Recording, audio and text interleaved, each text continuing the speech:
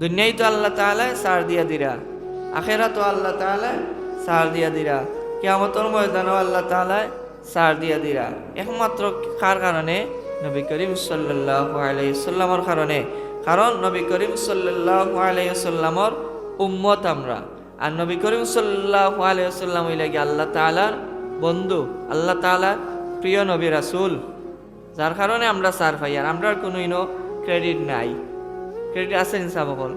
কোন ক্রেডিট আপনি তুলিয়া ধরতার সামনে? আমরার কোনো কিছুই নাই। আমরার একমাত্র ক্রেডিট হইল গিয়া আমরার একমাত্র নেতা, আমরার একমাত্র যেইন আমরা দিক নির্দেশনা দিচ্ছেন তাই নইলে আমরা প্রিয় নবী হযরত মুহাম্মদুর রাসূলুল্লাহ সাল্লাল্লাহু আলাইহি ওয়াসাল্লাম।